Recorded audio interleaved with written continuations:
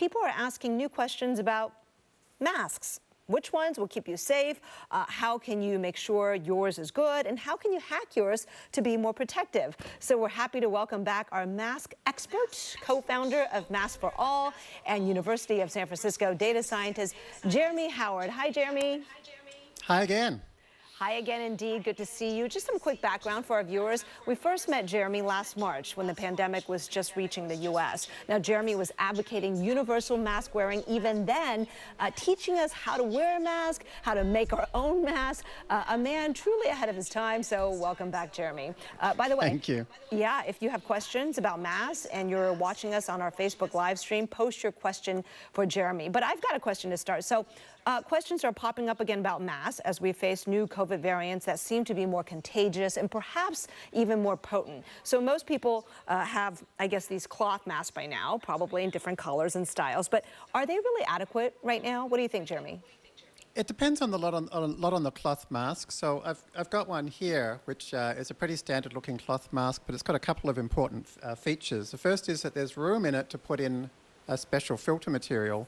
You can pretty readily buy filter material nowadays which has similar qualities to N95 filter material. That's the first important thing it has. The second important thing is it's got a nose wire which is moldable, so I can kind of press it into place. Without those two things, a cloth mask doesn't do a hell of a lot to protect the wearer, although it does still protect other people from you. Mm-hmm. Well, let's talk about situation, shall we? I know fit is important, right? This one, like you said, I put in the Filty filter, right?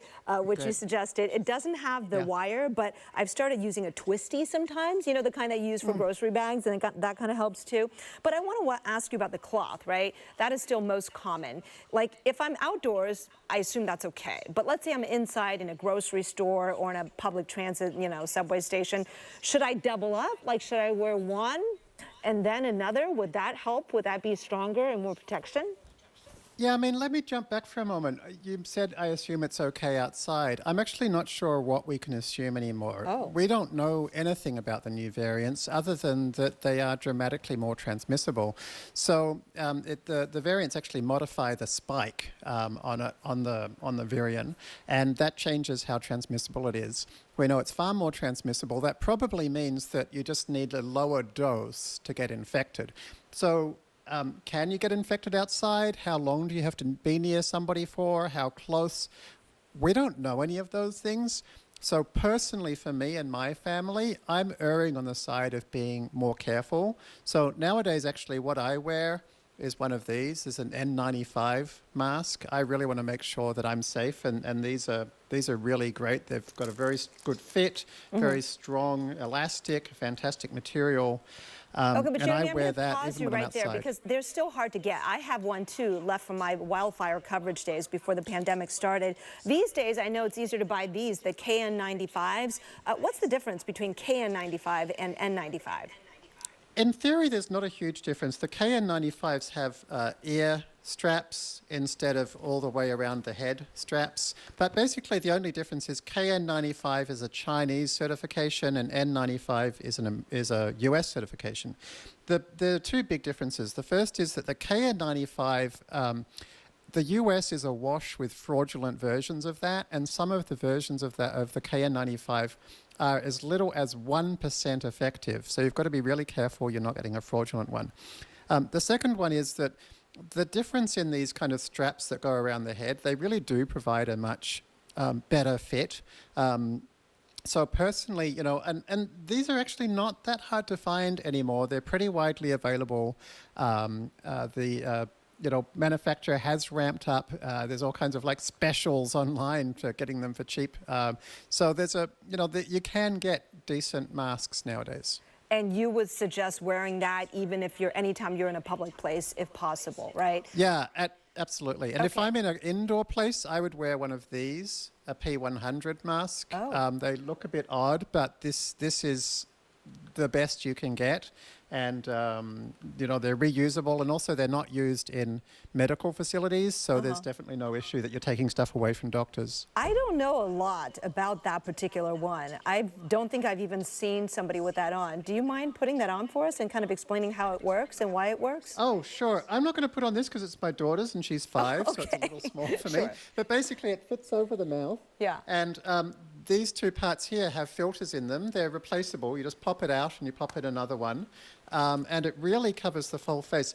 The P rather than N means these are actually designed for a wider range of particulate matter, even oil for what it's worth. But does it filter out the 100... stuff that I'm breathing out, right? Because I wouldn't want to, have everybody else be contaminated by whatever I'm expelling. Right. So what we do with these is we remove the valve from here so that yes, it does filter the air coming out as well as in. Or alternatively, you can also add a surgical mask over the top. In general, though, I'd be very cautious of double masking because when you add a second mask, it makes it less breathable. And so that means there's a greater chance that air will escape because it literally can't get through the material anymore. Okay, can I ask you a question? Now, what if I wore a cloth mask and then put a surgical mask on top of that? Would that give me about the level of protection of one N95 or not? No, this is the double masking I'm talking about. I would be very careful about that. I don't think it's a good idea. It's not very well studied, and my concern is that 2 layers of mask is less breathable. And that means that when you breathe out or breathe in, rather than the air coming through the mask and getting filtered, it's more likely to come around the edges. So I would be nervous about using multiple masks together. Okay, and we have a viewer who's asking, what about 3? If 2 is good, what about 3? But I hear what you're saying, so you would definitely not recommend 3, right? More is not better. Look, I'm not sure about this. It's something that just hasn't been studied, but I would be pretty cautious of it. Okay, here are a couple more viewer questions. Amy wants to know, if you're outside walking or hiking, do you really need to double up, or is the one simple cloth mask, even a pretty lightweight one, okay?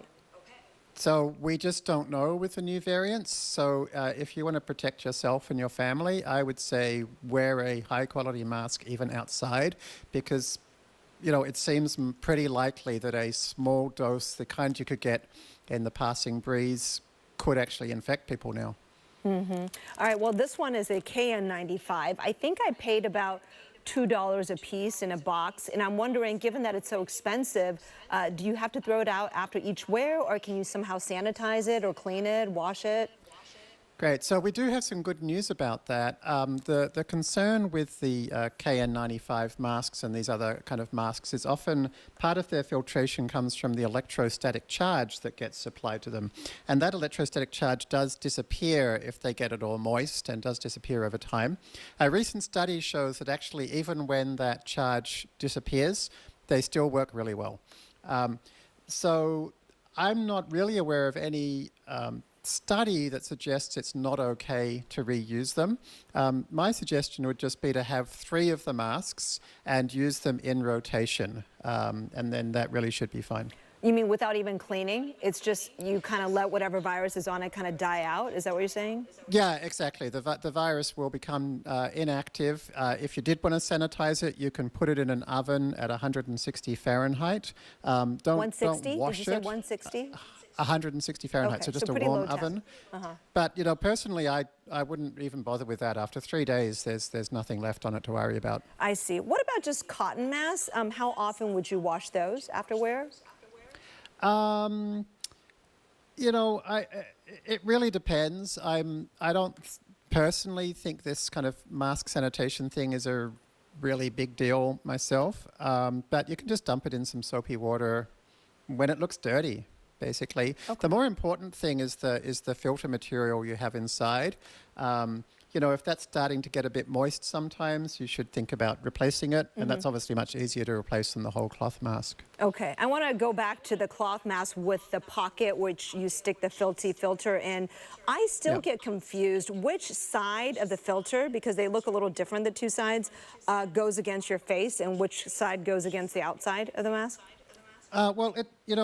I actually nowadays I buy these filters that are, as you can see, they're sewn into a shape, and these are Oh, the best ones I've found. So this is my favorite mask is from a company called Outdoor Research, and outdoor Outdoor research? Research, yeah, and they include these nicely shaped filters, and then you don't have to think about it, Oh, that's great. Because I'm because always otherwise looking every at this, filter and is a little I'm bit telling my different, you know. kiddos my old eyes are too old to be able to tell which side is which. But one I side know is what you mean. shinier. Yeah. Okay. So where do you buy that? The outdoor research one that you mentioned? Just from the web, like everything in the world nowadays. I Okay. think they've got their own website, if I You remember mentioned correctly. N95s are easier to get. I do see some viewer questions about where would you suggest they get N95s and also Sure. KN95s. So the most recent purchase I got was from a place called Clinical Supplies USA. Again, you can just Google that to find their website, and they sell them in boxes. You know, I spent like $100 to get like 20 of them, and I figured that'll hopefully last me pretty much forever. Okay, well, that is good to know. One last question from Alexis, and then we got to go. Can putting polyester inside and cloth inside cotton masks protect people more from the new viruses? There's no particular difference between the new ones and the old ones, as far as we know, regarding protectiveness. The droplet size that they're going to be embedded in is much the same. In general, yeah, those materials are okay, but they're not nearly as good as the actual nanofiber materials that things like Filty and the real kind of filter material is made of. They're much better.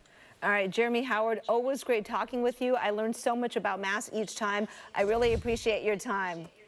All right. All right, take it easy.